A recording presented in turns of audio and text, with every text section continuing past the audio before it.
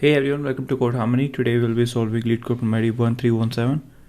Convert integer to sum of two non-zero integers. It's an easy question and it is going to be a very beginner-friendly explanation. Let's have a look at the problem statement. A non-zero integer is a positive integer that does not contain any zero in its decimal representation. So this is first kind of definition of no-zero integer.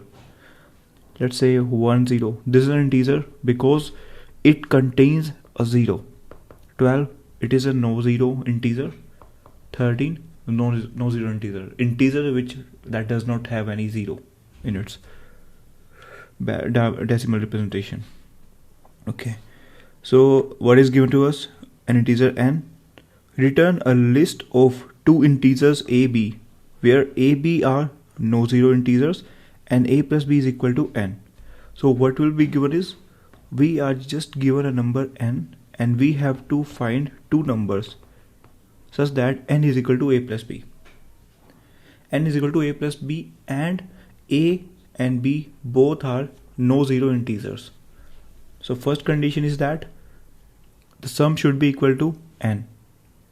And the second condition is both a and b does not contain any zero in it, and they are saying the test cases are generated so such that there is at least one valid solution, and if there are many solutions, return any one of them. So return any solution. They are not concerned about the number of solution we have, and we just need to find out these two numbers now such that a and b does not contain zero. See, if this condition holds true, then let's say if a is equal to something, let's say a is equal to a. We have a. We already got a by some random selection. Then what is the value of b? B is equal to n minus a. So this equation have both the items a and b dependent on this value of a. And what can be the value of this a? A can be anything. Sum of two integers are equal to n. Let's say if a is equal to 1, then what is the value of b? B is n minus 1. If a is equal to 2, then b is n minus 2. If a is equal to 3, b is n minus 3, and so on. If a is equal to n minus 1, b is equal to 1. So these are the possible combinations of a and b where the sum is equal to n. But we also need to check one more condition such that both of these two integers does not contain any zero. So it is clear that two numbers I can create. I can run a for loop where I will go from 1 to n minus 1. I is going starting from 1 and going till n minus 1. I plus plus. And what is the value of j? Not j, b. B is equal to n minus I. So a is equal to I, and what is b? B is equal to n minus I. Now we have a and b. So if a, b, any one of these two numbers contain 0, then we cannot choose this pair. Otherwise, this is going to be my answer. Return new integer, where first item is I, second item is n minus I. So this is going to be my answer. And now I need to check for one more condition, that both a and b should not contain 0. For that, what can I do? Let me write the function for that. If has 0 in I or has 0 in n minus I. If any one of these two numbers has 0, then I have to continue looking for a next pair. So now the problem has a subproblem, that we are given a number, whether that number is containing any 0 or not.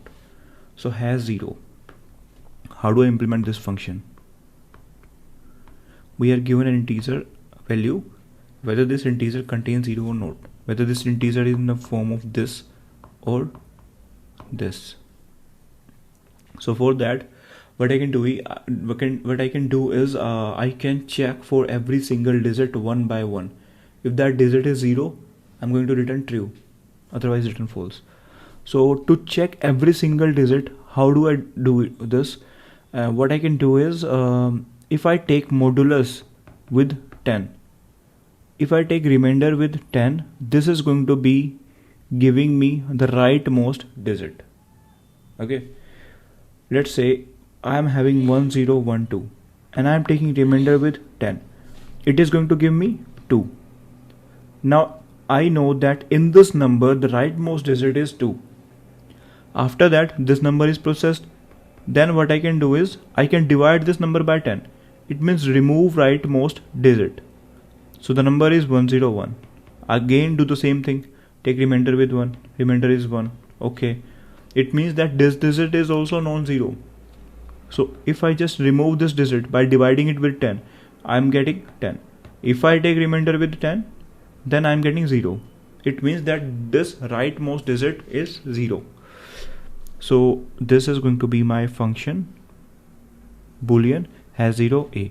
So while this a number is greater than 0, what I can check is I can check the rightmost digit.